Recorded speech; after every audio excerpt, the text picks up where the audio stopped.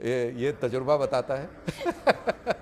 लेकिन फिर भी जिस तरीके की लड़ाई है वो बूट्स ऑन ग्राउंड वाली लड़ाई थी, ये एरियल वॉरफेयर है। नहीं, पर पता है आपको, मैंने कहा कितने दिन इसलिए क्योंकि जून में भी तो लड़ाई शुरू हुई थी, याद है? इतनी खतरनाक लड़ाई शुरू हुई थी, 12 दिन में खत्म हो गई थी। हाँ, ये अल्टीमेटली जो मेरे को जो समझ में डोनाल्ड ट्रंप के जो स्पीच से जो आया है, वो लोगों को प्रोत्साहित कर रहे हैं कि आप रिजीम चेंज करें, अपना और मुस्तकबिल यही चीज नेतन्याहू भी कह रहे हैं। नेतन्याहू कह रहे हैं। तो बेसिकली अभी जो एक जिसका हम चर्चा कर रहे थे कि कोई लोग डांस कर रहे हैं रोड पे, तो ये डांस और करवाना चाहेंगे जिससे कि वो माहौल उस तरीके से बन पाए।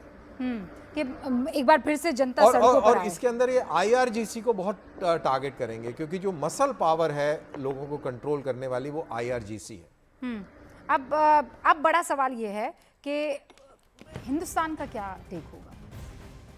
अब हिंदुस्तान वेट तो और इसको- वॉच, इसको वेट और वॉच तो कर ही रहा है, और एक उम्मीद कर रहा है। आई एम श्योर जब ये इतने बड़े फैसले लिए गए हैं तो ऐसा हो नहीं सकता कि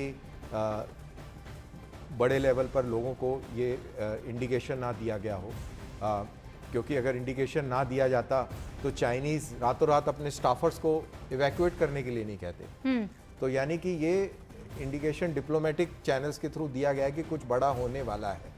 साथ के साथ भारत के स्टेक्स बहुत हाई हैं, क्योंकि भारत का जो स्ट्रेटेजिक आर्क है वो स्ट्रेट ऑफ मलक्का से लेके और आपके सुइज कैनाल तक जाता है, और इस पूरे इलाके के अंदर जो अगर ये क्षेत्र डिस्टेबलाइज होता है तो हमारे लिए ये एक परेशानी का सबब बन सकती है। तो हम नहीं चाहेंगे कि ये ये सिचुएशन, तेल के दाम बिल्कुल इम्पैक्ट करेंगे, तेल के दाम इम्पैक्ट करेंगे, आपकी नॉर्मल शिपिंग ट्रेड्स की वो इम्पैक्ट करेंगे। आपका बहुत सारा ट्रेड रेड सी के थ्रू जाता है। यमन एक बहुत बड़ा प्रॉक्सी है एक नया ईरान विजुअल का। आप, हाँ, इनफैक्ट अब ये क्या है? ये तो कोई कलाकृति टाइप का दिख रहा है। कलाकृति जो है ये बड़ी घातक की है। कलाकृतियां हैं, और ये एयर के अंदर इंटरसेप्शन हुआ है इनकमिंग मिसाइल का, एंड ऑब्वियसली इट अपीयर्स कि ये इजरायली इंटरसेप्शन है, और ये इंटरसेप्शन हुआ है बेसिकली इनकमिंग मिसाइल का, इनकमिंग मिसाइल स्ट्रोक ड्रोन का।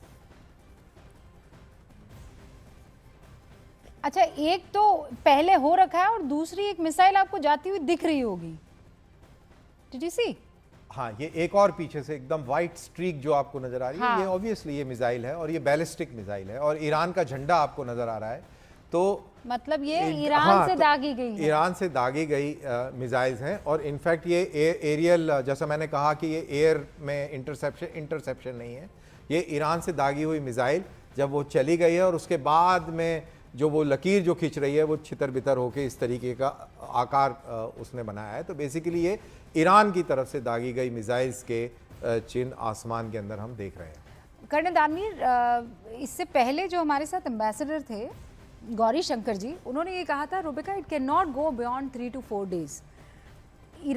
ईरान जो है वो उसे पीछे हटना पड़ेगा और कोई रास्ता है ही नहीं, क्योंकि ईरान के पास वो टेक्नोलॉजी नहीं है, उसके पास वो असला बारूद नहीं है, वैसी मिसाइल्स नहीं है जो इजराइल के पास है, एंड देन इजराइल के पास समर्थन अमेरिका का है। तो दो पावरफुल मिलिट्री विल के हिसाब से तो फिर ऐसे में और कोई चारा नहीं रहता है, या तो फिर वो यूक्रेन बन जाए कि लड़ता रहे और ख़त्म हो जाए, और उसके पास, यूक्रेन के पास तो फिर भी कुछ खोने को था।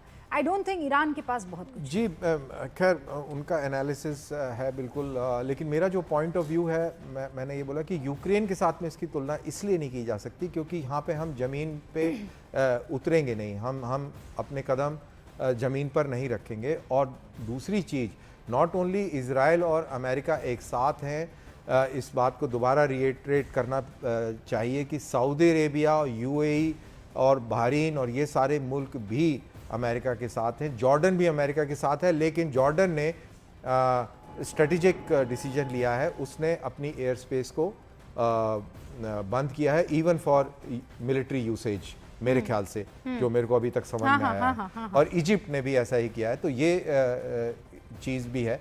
तो ये इतना सिंप्लीफाइड नहीं है, और जहाँ तक 3-4 दिन का सवाल है, इसके ऊपर अभी बैट लगाना मुश्किल है। आपकी तरफ से 3-4 दिन हो सकता है कि ईरान 3-4 दिन के बाद अपना काम करना शुरू करे। देखिए, ईरान के पास में स्ट्रेंथ क्या है, ईरान के पास में बहुत बड़ी स्ट्रेंथ है उसके ड्रोन्स।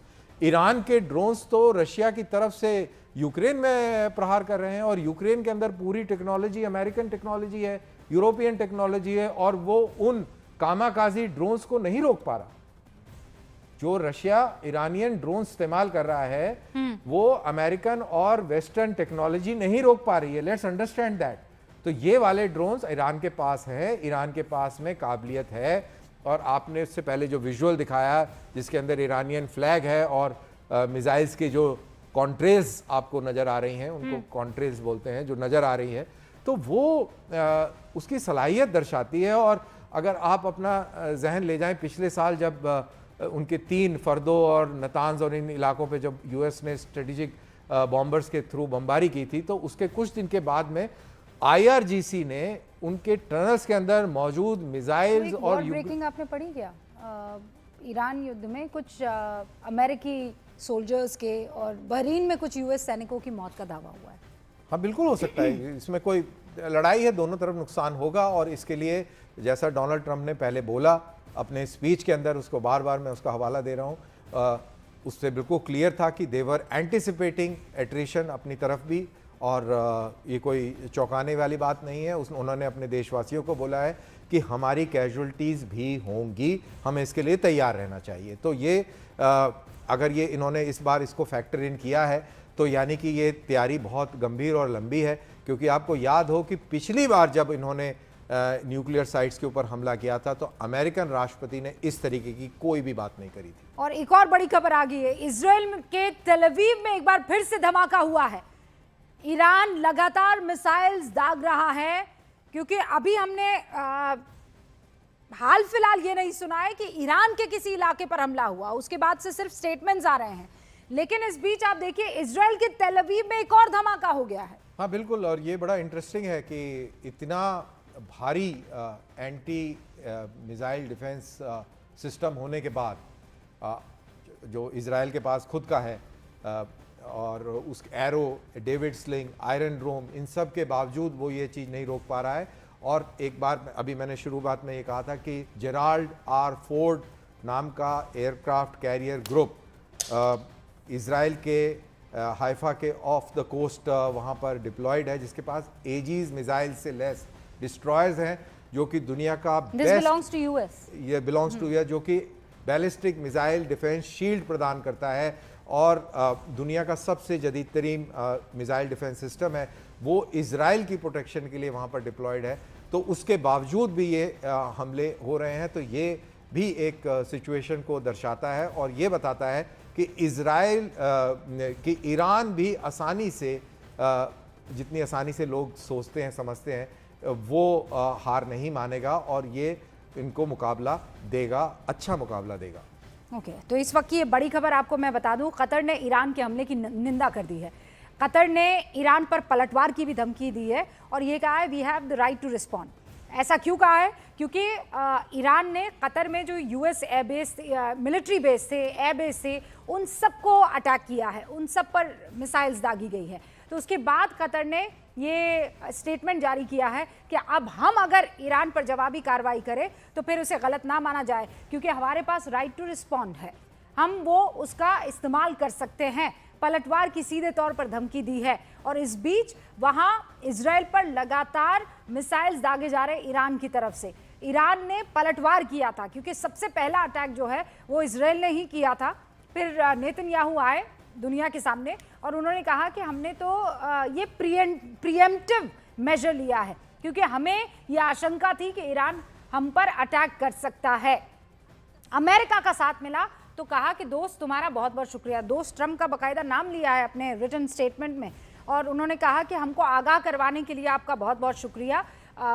फिर उधर ट्रंप ने ये कहा कि हम किसी भी कीमत पर ईरान को न्यूक्लियर वेपन नहीं अपने पास रखने देंगे, इसके लिए हमें जो भी करना पड़े हम करेंगे। तो उधर अमेरिका, इधर इजराइल, और दोनों ने अटैक कर दिया ईरान पर। फिर उसके बाद ईरान ने रिटेलिएट किया, ईरान ने अटैक किया न सिर्फ इजराइल पर, इजराइल के अलग अलग इलाकों पर, बल्कि चूंकि यूएस पर अटैक नहीं कर सकता तो यूएस ने जहां जहां अपने मिलिट्री बेस बनाए हुए थे उन गल्फ कंट्रीज़ में, यूएई, बहरीन, कतर, कुवैत, इन